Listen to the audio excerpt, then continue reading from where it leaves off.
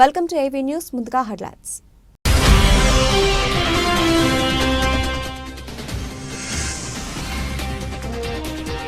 ఇండియాకు వార్నింగ్ ఇచ్చిన ట్రంప్, పన్నుల అంశంలో భారత విధానాన్ని తప్పుపట్టిన అమెరికా నూతన అధ్యక్షుడు.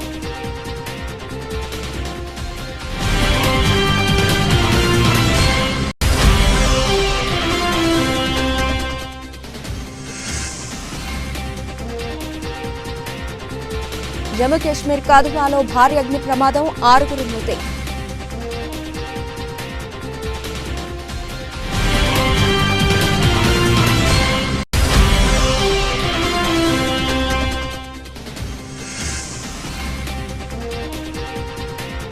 హరీష్ రావు పట్ల పోలీసులు అత్యుత్సాహం, శాసనసభ ప్రవేశ మార్గంలో పేపర్లు లాక్కున్న డీఎస్పీ.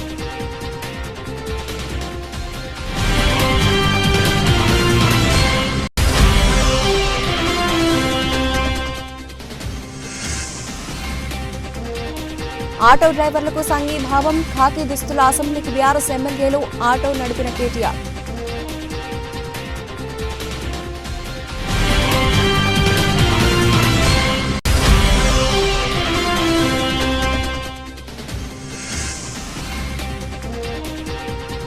పేర్ని నాని గోడౌన్లో రేషన్ బియ్యం మిస్సింగ్ కేసు, కూటమి సర్కార్ సీరియస్ యాక్షన్.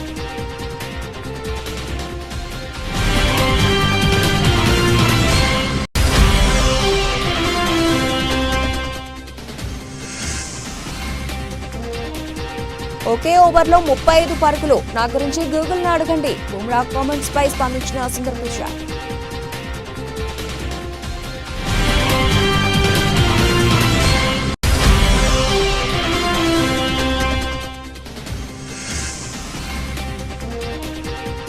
రెండు సినిమాలు ఫ్లాప్, 30 కోట్ల నుంచి 9 కోట్లకు పడిపోయిన హీరో.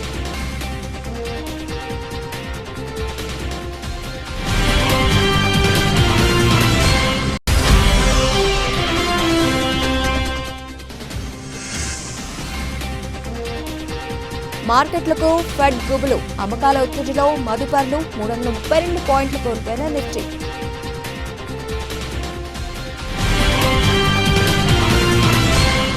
ఇండియాకు వార్నింగ్ ఇచ్చాడు ట్రంప్. కాబోయే అమెరికా అధ్యక్షుడిగా ఎన్నికైన ట్రంప్ పన్నుల అంశంలో భారత విధానాన్ని తప్పుపట్టారు. అమెరికా ఉత్పత్తులపై భారీగా దిగుమతి సుంకాన్ని భారత్ వసూలు చేస్తోందని, దానికి ప్రతీకారంగా మేం కూడా ట్యాక్స్ ను వసూలు చేయనున్నట్లు ట్రంప్ తెలిపారు.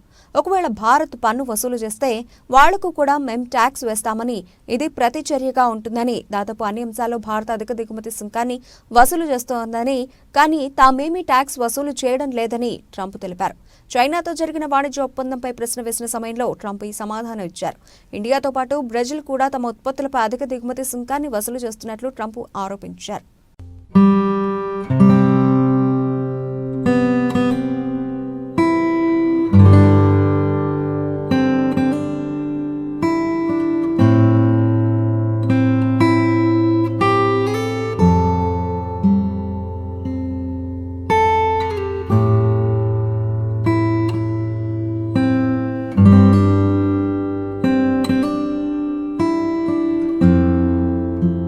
జమ్మూ కాశ్మీర్లోని కథువాలో బుధవారం భారీ అగ్ని ప్రమాదం సంభవించింది. శివనగర్లోని ఓ ఇంట్లో మంటలు చెలరేగడంతో ఇల్లంతా దట్టమైన పొగ వ్యాపించింది. దీంతో ఊపిరాడక 6 మరణించారు. మరో 3 అపస్మారక స్థితిలోకి వెళ్లారు. వారిని చికిత్స నిమిత్తం కథువాలోని జీఎంసీ ఆసుపత్రికి తరలించారు. ప్రస్తుతం వారి పరిస్థితి విషమంగా ఉన్నట్లు తెలుస్తోంది. కాగా అగ్ని ప్రమాదం గురించి తెలియగానే పోలీసులు, అగ్నిమాపక సిబ్బంది ఘటనా స్థలానికి చేరుకుని మంటలు ఆర్పివేసే ప్రయత్నం చేశారు. షార్ట్ సర్క్యూట్ కారణంగానే ఇంటికి మంటలు అంటుకుంటున్నట్లుగా పోలీసులు అనుమానిస్తున్నారు.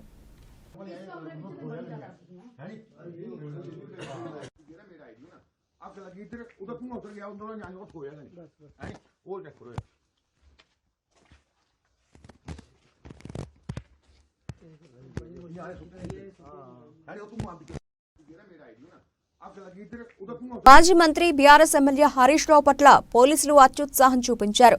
శాసనసభ ప్రవేశ మార్గం వద్ద హరీష్ రావును ఆపిన డీఎస్పీ సుదర్శన్ ఆయన తీసుకెళ్తున్న పేపర్లను తనిఖీ చేయాలని ఆదేశించారు. కారు తనిఖీ పేరుతో హరీష్ రావు తీసుకెళ్తున్న పేపర్లను లాక్కున్నారు. డీఎస్పీ సుదర్శన్ తో పాటు ఇతర పోలీసు సిబ్బంది తీరుపై హరీష్ రావు ఆగ్రహం వ్యక్తం చేశారు. ఇదేం దుర్మార్గం అంటూ పోలీసులపై మండిపడ్డారు. ఈ ఘటనపై స్పీకర్ ఘటం ప్రసాద్ కు ఫిర్యాదు చేస్తానని తెలిపారు. ఈ సందర్భంగా హరీష్ రావు మాట్లాడుతూ ప్రభుత్వం ఇంతలా ఎందుకు భయపడుతుందో అర్థం కావడం లేదని అన్నారు. ప్రజాపాలనలో కంచెలు తొలగించామని అంటూనే పోలీసులతో అడుగడుగునా అడ్డుకుంటున్నారని విమర్శించారు. శాసనసభ ప్రవేశ మార్గంలో తనతో పోలీసులు వ్యవహరించిన తీరుపై స్పీకర్కు ఫిర్యాదు చేస్తానని తెలిపారు. మరోవైపు బీఆర్ఎస్ ఎమ్మెల్సీల వద్ద ఉన్న ప్లకార్డులను మండలిలోకి అనుమతించలేదు. బీఆర్ఎస్ ఎమ్మెల్సీల వద్ద ప్లకార్డులను పోలీసులు మార్షల్స్ లాక్కొని వారిని లోపలికి పంపించారు.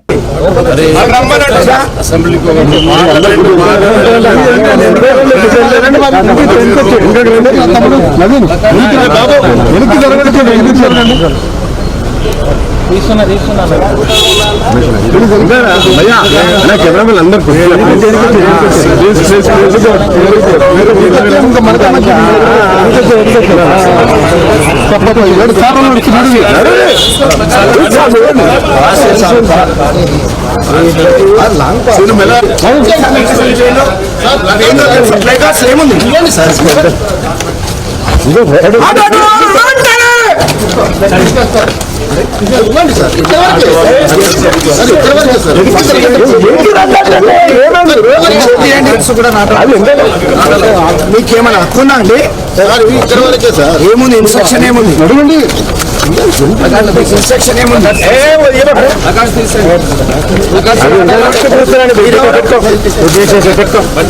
వాళ్ళు చేసేది చెప్పేది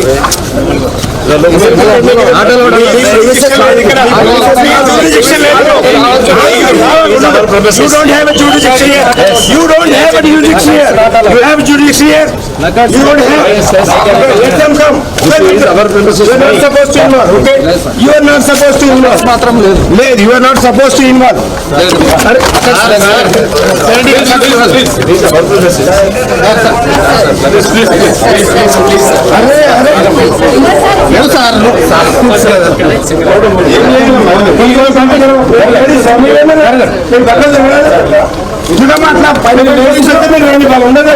మరోవైపు ఆటో డ్రైవర్లకు బీఆర్ఎస్ ఎమ్మెల్యేలు సంఘీభావం తెలిపారు. ఆటో డ్రైవర్ల సమస్యల పరిష్కారం కోరుతూ ఖాకీ చొక్కాలు ధరించి తెలంగాణ అసెంబ్లీకి బయలుదేరారు. ఆటో కార్మికులను ఆదుకోవాలంటూ ఈ సందర్భంగా బీఆర్ఎస్ ఎమ్మెల్యేలు నినాదాలు చేశారు. కాగా ఈ సందర్భంగా కేటీఆర్ మాట్లాడుతూ ఆటో డ్రైవర్లను ఆదుకోవడంలో ప్రభుత్వం ఎలాంటి చర్యలు తీసుకోవడం లేదని అన్నారు. ఆటో డ్రైవర్లకు ఇచ్చిన హామీలను వెంటనే అమలు చేయాలని డిమాండ్ చేశారు. ఇప్పటి వరకు 93 మంది ఆటో డ్రైవర్లు ఆత్మహత్యలకు పాల్పడ్డారని తెలిపారు. గత అసెంబ్లీ సమావేశాల్లోనే ఆత్మహత్య చేసుకున్న ఆటో డ్రైవర్ల జాబితాను ఇచ్చామని పేర్కొన్నారు. ఆయన రాష్ట్ర ప్రభుత్వానికి దున్నపోతు మీద వాన పడ్డట్టే ఉందని అన్నారు. ఆటో డ్రైవర్లకు సంవత్సరానికి ఇస్తామన్న 12,000 రూపాయలు వెంటనే ఇవ్వాలని డిమాండ్ చేశారు. ఆటో డ్రైవర్లు ఎవరూ ఆత్మహత్యలకు పాల్పడవద్దని బీఆర్ఎస్ పక్షాన వారి కోసం పోరాడతామని స్పష్టం చేశారు. ఆటో డ్రైవర్ల ఆత్మహత్యలు, వారికి ఇచ్చిన హామీలపై అసెంబ్లీలో చర్చించాలని ఇప్పటికే బీఆర్ఎస్ వాయిదా తీర్మానం ఇచ్చింది.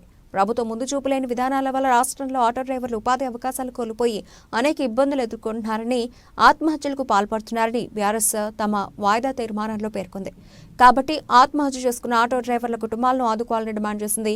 ప్రభుత్వం హామీ ఇచ్చిన విధంగా ప్రతి ఆటో డ్రైవర్కు ఏటా 12,000 రూపాయలు ఆర్థిక సాయం అందించాలని పేర్కొంది.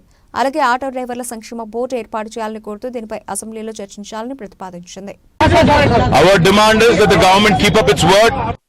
Forming a welfare board, giving 12,000 rupees of subsistence per month, and also most importantly insurance, and every aspect that was covered in their election manifesto has to be delivered immediately. Thank you. Jai Telangana!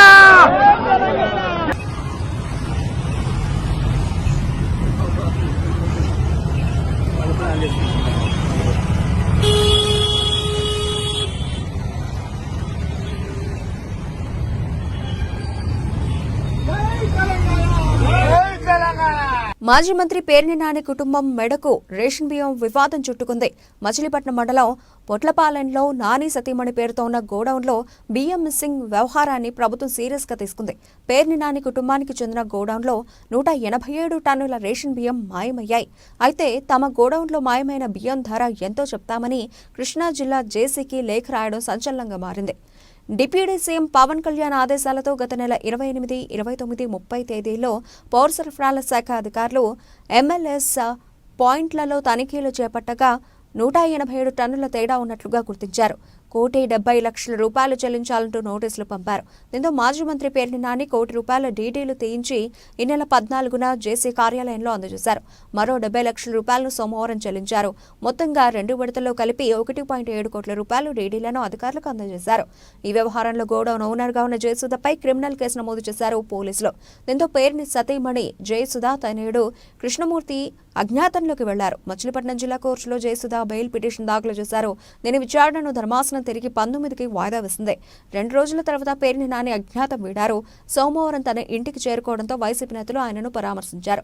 బియ్యం లెక్కల్లో తేడాలు ఎందుకు వచ్చాయో తనకు తెలియదన్నారు పేర్ని నాని.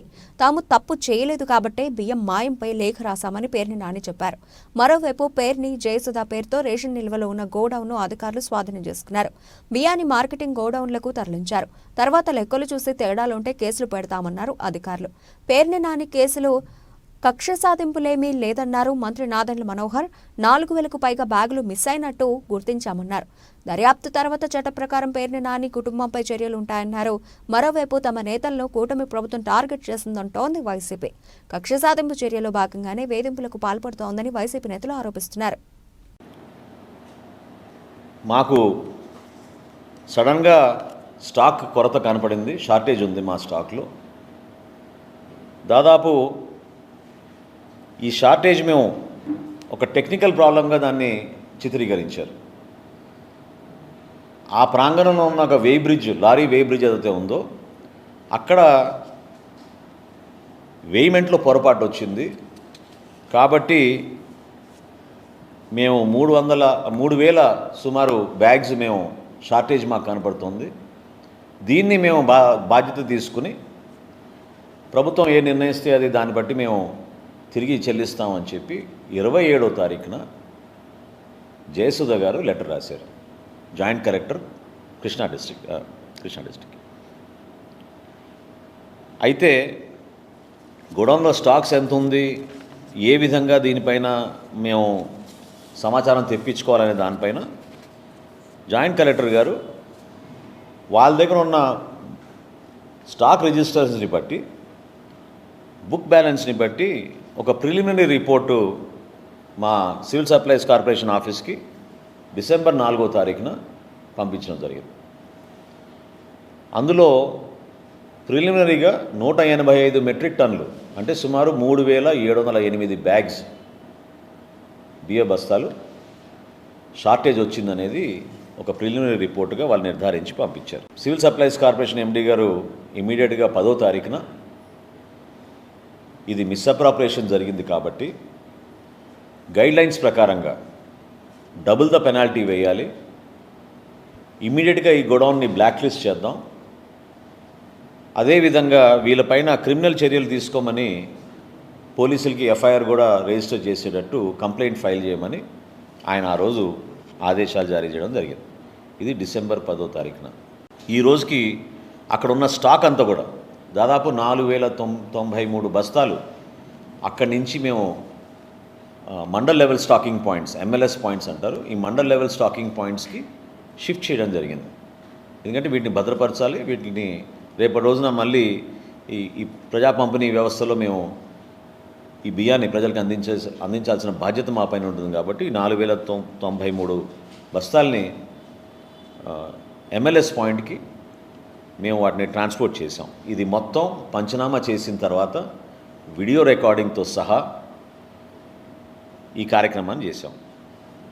అయితే ఆశ్చర్యకరమైన విషయం ఏంటంటే వీళ్ళు ఇచ్చిన ఈ లెటర్లో టెక్నికల్ గ్రౌండ్స్ వలన ఏదైతే పక్కన ఉన్న వేయింగ్ మెషిన్ లారీ వే బ్రిడ్జ్ ఏదైతే ఉందో దాంట్లో టెక్నికల్ ప్రాబ్లం వలన మాకు స్టాక్లో కొరత వచ్చింది, ఇబ్బంది వచ్చింది, అందుకనే మేము ఆ బాధ్యత మేమే తీసుకుంటున్నాం అని వీళ్ళు చెప్పారు. మేడ్చల్ మల్కాజ్గిరి జిల్లా గట్కేసర్ సోషల్ మీడియాలో పబ్లిసిటీ స్టంట్లకు అడ్డు అదుపు లేకుండా పోతోంది. సిటీ శివారు ప్రాంతాల్లో మనీ హాంటింగ్ పేరుతో పిచ్చి పీక్స్కు చేరుతోంది. తాజాగా ORR పై 9వ ఎగ్జిట్ వద్ద ఓ వ్యక్తి నిలబడి తన చేతుల్లో ఉన్న 20,000 రూపాయల నోట్ల కట్టను చెట్ల పొదల్లో పడేశాడు. ఎవరైనా వచ్చి ఆ పైసలు తీసుకోవాలని ఆఫర్ చేశాడు. ఈ వీడియో సోషల్ మీడియాలో వైరల్ కావడంతో అధిక స్పీడ్ లిమిట్ ఉన్న రోడ్డుపై ఈ పిచ్చి చేష్టలు ఏంటని నెటిజన్లు ఫైర్ అవుతున్నారు. మరోవైపు ఈ విషయం తమ దృష్టికి రావడంతో కేసు నమోదు చేసి దర్యాప్తు చేస్తున్నట్లు గట్కేసర్ SHO పరశురామ్ తెలిపారు. ఇప్పుడైతే మనము హైదరాబాద్ ఓఆర్ సీట్ నంబర్ 9 దగ్గర అయితే ఉన్నాం అనమాట. సో మీకోసం మనీ హంటింగ్ ఛాలెంజ్. నేనైతే ఇందులో నుంచి ఒక 20,000 రూపాయలు అయితే మనీ హంటింగ్ చేస్తున్నా. సో ఎవరైనా తీసుకోవాలనుకుంటే కనుక ఓఆర్ఆర్ మనకి ఎగ్జిట్ నంబర్ 9 దగ్గర ఉంది. మీకోసమే అక్కడ 20,000 అయితే చేసిన. All the best. ఎవరు తీసుకుంటారో తీసుకోండి. Bye bye. నకరేకల్ మండల కేంద్రమైన నకరేకల్లో సంచలనం రేపిన జంట హత్యల కేసులో నిందితులను సత్తెనపల్లి DSP M హనుమంతరావు మంగళవారం జరిగిన మీడియా ముందు ప్రవేశపెట్టారు. ఆయన మాట్లాడుతూ నకరేకల్ గ్రామం యానాది కాలనీకి చెందిన తలపల కృష్ణవేణి తండ్రి టీచర్గా పనిచేస్తూ ఈ సంవత్సరం జనవరి 4వ తేదీన మరణించాడు. తండ్రి తాలూకా ప్రభుత్వం నుంచి వచ్చే ప్రయోజనాల కోసం సోదరులతో గొడవలు జరిగాయని పెద్దల సమక్షంలో సయోధ్యకు ప్రయత్నించినా కుదరకపోవడంతో సోదరులను అడ్డు తొలగించుకుంటే డబ్బులు మరియు ఉద్యోగం తనకే వస్తాయని కృష్ణవేణి ఆలోచన చేసినట్లు విచారణలో తెలిసిందని ఆయన తెలిపారు. ఈ విషయం ప్రియుడు దానయ్య, కృష్ణవేణి ఇద్దరు మాట్లాడుకుని అన్నదమ్ములను చంపాలని నిర్ణయించుకున్నారని, సదరు హత్యకు అవసరమయ్యే డబ్బులు మరియు మోటార్ సైకిల్ ఇస్తానని దానయ్య చెప్పగా గత నెల 26వ తారీఖున నకరేకల్కు చెందిన ఇద్దరు మైనర్ యువకులతో కలిసి తమ్ముడు దుర్గా రామకృష్ణను చంపితే 10,000 రూపాయలు ఇస్తానని బేరం కుదుర్చుకొని అదే రోజు రాత్రి 10:30 సమయంలో వాళ్ల ఇంటి వద్దనే తమ్ముడికి మద్యం తాగించి చున్నీతో గొంతు బిగించి చంపినట్లు ఆయన తెలిపారు. ఈ మీడియా సమావేశంలో Sattenapalli rural CI MV Subbarao, నకరేకల్లో SI CH సురేష్ మరియు సిబ్బంది పాల్గొన్నారు. సత్తెనపల్లి సబ్ డివిజన్, పల్నాడు జిల్లా. ఈరోజు ఈ నకరేకల్ పోలీస్ స్టేషన్ పరిధిలో ఒక సెన్సేషనల్ మర్డర్ జరిగింది. దీనికి సంబంధించి అంటే డబుల్ మర్డరు. అయితే ఇది ఒక అక్క అంటే సొంత అక్కే అన్నని తమ్ముడిని చంపడం జరిగింది. చంపడానికి కారణం మేము ఇప్పటి వరకు ఇన్వెస్టిగేషన్ చేసిన దాని ప్రకారం ఎస్టాబ్లిష్ అయింది ఏంటంటే, ఈ అక్యూజ్డ్ అండ్ డిసీజ్డ్ యొక్క నాన్న టీచర్గా పనిచేస్తూ రీసెంట్గా జనవరిలో చనిపోవడం జరిగింది. చనిపోయిన తర్వాత జనరల్గా వీళ్ళకి ఆశ కలిగింది రిటైర్మెంట్, అదే డెత్ బెనిఫిట్స్.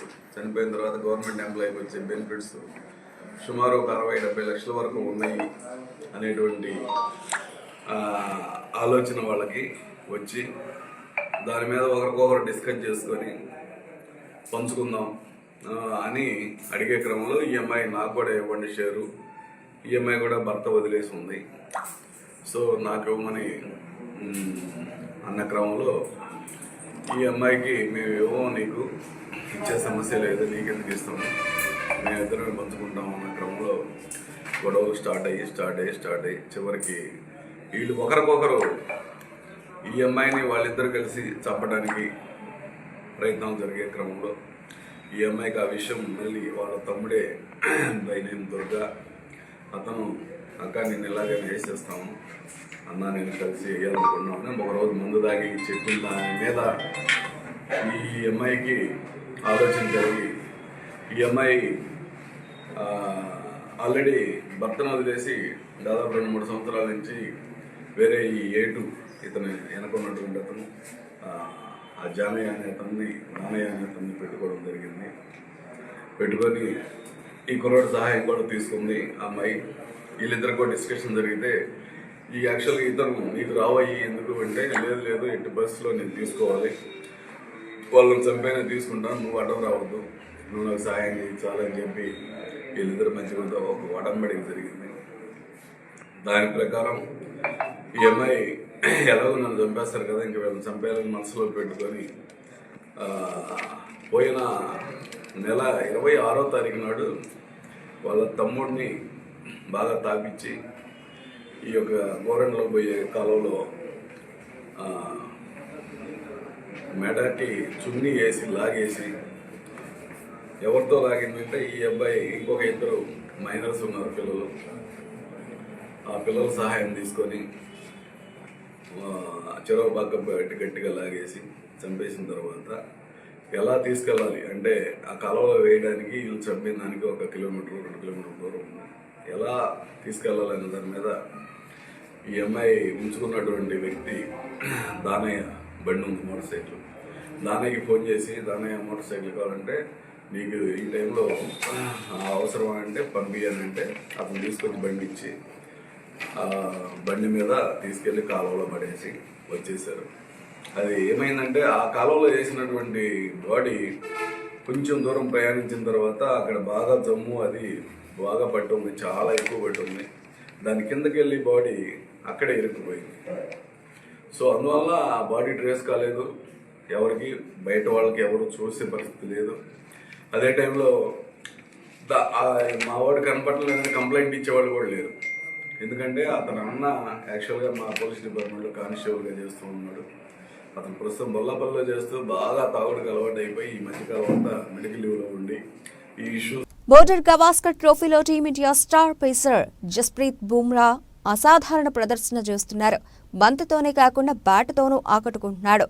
ఇక తన బ్యాటింగ్ గురించి తెలుసుకోవాలంటే గూగుల్లో వెతకండి అంటూ బుమ్రా చేసిన వ్యాఖ్యలు వైరల్గా మారాయి. దీనిపై గూగుల్ సీఈఓ సుందర్ పిచాయ్ స్పందించారు. తాను గూగుల్ చేశానని చెప్పారు.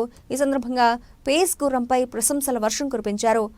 బ్రిస్బెన్ వేదికగా ఆస్ట్రేలియాతో జరుగుతున్న 3వ టెస్టు మ్యాచ్లో 3వ రోజు ఆట ముగిసిన తర్వాత బుమ్రా విలేకరులతో మాట్లాడారు. గబ్బాలో బ్యాటింగ్ పరిస్థితుల గురించి విలేకరులు ప్రశ్నించారు. ఇందుకు బుమ్రా ఇలా సమాధానం చెప్పారు.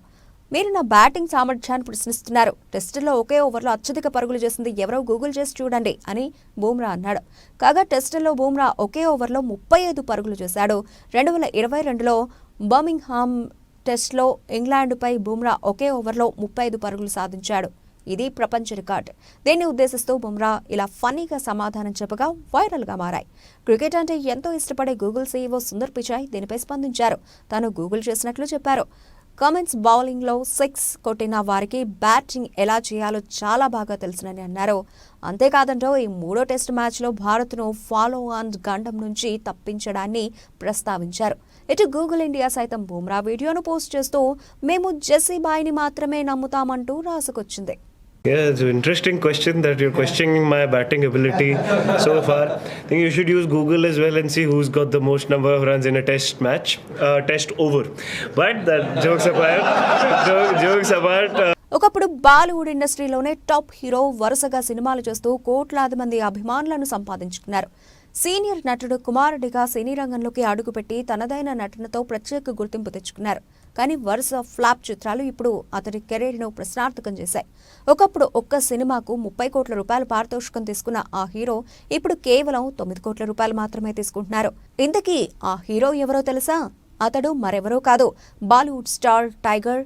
హీరో పంతి, బడే మియాన్, చోటే మియాన్ వంటి సినిమాలు అతని కెరీర్ను పతనానికి గురిచేశాయి. దీంతో రెమ్యునరేషన్ భారీగా పడిపోయింది. గత కొన్నేళ్లుగా ఒక్క హిట్ కూడా అందుకోలేదు. 2014లో హీరో పంతి సినిమాతో బాలీవుడ్లోకి అడుగుపెట్టాడు టైగర్. తెలుగులో వచ్చిన పరుగు సినిమాకు రీమేక్ ఇది. ఈ మూవీ బాలీవుడ్లో సూపర్ హిట్ అయింది.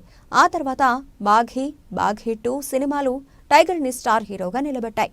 నటన, డాన్స్, యాక్షన్తో తనకంటూ ప్రత్యేక గుర్తింపు తెచ్చుకున్నారు.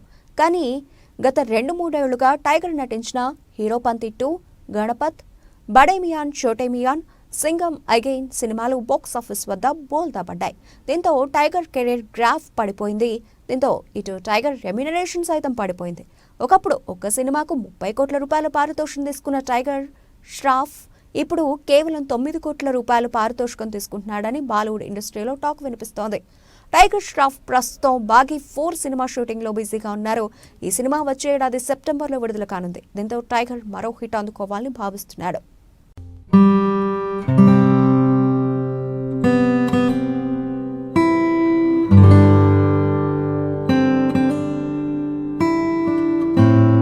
దేశీయ స్టాక్ మార్కెట్లు మళ్లీ వరుస నష్టాల్లోకి జారుకున్నాయి. అమెరికా ఫెడరల్ రిజర్వ్ బ్యాంక్ ద్రవ్య సమీక్ష నేపథ్యంలో మదుపర్లు ఆచూతూచి స్పందిస్తున్నారు. అయితే మెజారిటీ ఇన్వెస్టర్లు లాభాల స్వీకరణ వైపే మొగ్గు చూపుతున్నారు. దీంతో మంగళవారం సూచీలకు భారీ నష్టాలు తప్పలేదు. బాంబే స్టాక్ ఎక్స్చేంజ్ ప్రధాన సూచీ సెన్సెక్స్ 1064.12 పాయింట్లు లేదా 1.30% క్షీణించి 81,000 మార్కుకు దిగువన 80,684.45 వద్ద స్థిరపడింది. ఒకానొక దశలోనైతే 1,136.37 పాయింట్లు పతనమైంది. ఇక నేషనల్ స్టాక్ ఎక్స్చేంజ్ సూచీ నిఫ్టీ 332.25 పాయింట్లు లేదా 1.35% పడిపోయి 24,336 వద్ద నిలిచింది. సోమవారం కూడా సెన్సెక్స్ 384.55 పాయింట్లు, నిఫ్టీ 100.05 పాయింట్లు దిగజారిన విషయం తెలిసిందే. క్రయ విక్రయాల నడుమ మదుపర్లు ఊగిసలాటకు లోనయ్యారు. దీని వెనుకున్న కారణాలను విశ్లేషిస్తే America federal reserve bank, bank of Japan, bank of ఇంగ్లాండ్లో ద్రవ్య సమీక్షలు చేసి వడ్డీ రేట్లపై నిర్ణయాలను ప్రకటించబోతున్నాయి. దీంతో స్టాక్, బాండ్ మార్కెట్లతో పాటు పెట్టుబడి తీరుతెన్నులు ప్రభావితం కానున్నాయి. గతంలో వడ్డీ రేట్లను తగ్గించినప్పటికీ ద్రవ్యోల్బణం అదుపే లక్ష్యంగా ఇకపై వడ్డీ రేట్లను ఫెడ్ రిజర్వ్ పెంచవచ్చన్న అంచనాలు మదుపర్లను భయపెడుతున్నాయి. కాగా జపాన్, ఇంగ్లాండ్ బ్యాంకులు ఇప్పుడున్న వడ్డీ రేట్లను కొనసాగించే వీలుంటుందన్నారు. మరోవైపు భారతీయ క్యాపిటల్ మార్కెట్ల నుంచి విదేశీ సంస్థాగత మదుపర్లు అదే పనిగా పెట్టుబడులను వెనక్కి తీసుకుంటుండడం అంతర్జాతీయంగా మెజారిటీ స్టాక్ మార్కెట్లు నష్టాల్లోనే కదలాడడం కూడా దెబ్బతీసింది. ఉదయం ఆరంభం నుంచే మార్కెట్లు నష్టాల్లో కదలాడాయి. రిలయన్స్ ఇండస్ట్రీస్, హెచ్డిఎఫ్సి వంటి ప్రధాన షేర్లు అమ్మకాల ఒత్తిడికి గురయ్యాయి. టెలికాం సూచీ అత్యధికంగా 2.18% పడిపోయింది.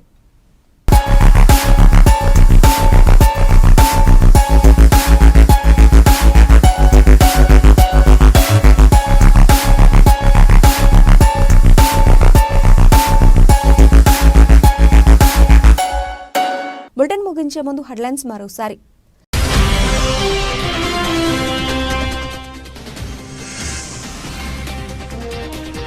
ఇండియాకు వార్నింగ్ ఇచ్చిన ట్రంప్, పన్నుల అంశంలో భారత విధానాన్ని తప్పుపట్టిన అమెరికా నూతన అధ్యక్షుడు.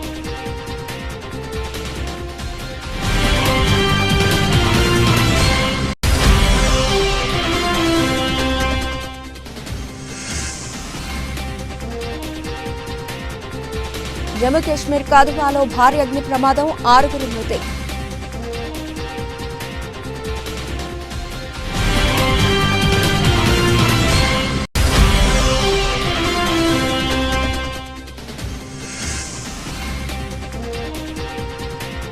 హరీష్ రావు పట్ల పోలీసులు అత్యుత్సాహం, శాసనసభ ప్రవేశ మార్గంలో పేపర్లు లాక్కున్న డీఎస్పీ.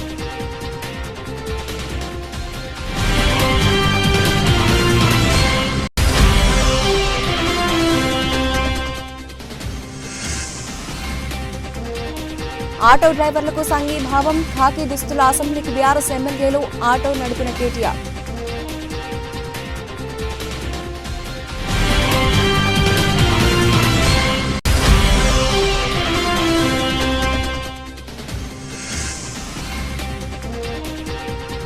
పేర్ని నాని గోడౌన్లో రేషన్ బియ్యం మిస్సింగ్ కేసు, కూటమి సర్కార్ సీరియస్ యాక్షన్.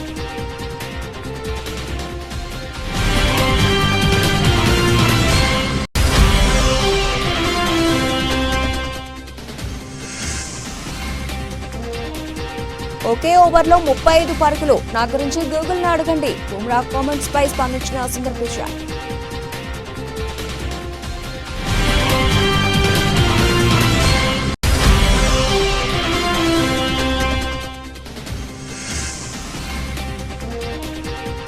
రెండు సినిమాలు ఫ్లాప్, 30 కోట్ల నుంచి 9 కోట్లకు పడిపోయిన హీరో.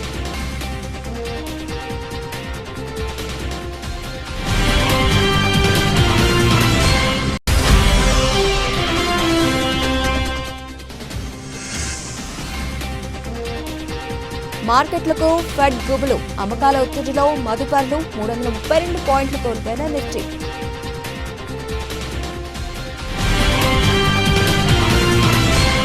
ఇవి ఇప్పటివరకు బులెటిన్ అప్డేట్స్. మరిన్ని అప్డేట్స్తో మళ్ళీ కలుద్దాం. అంతవరకు సెలవు, నమస్తే.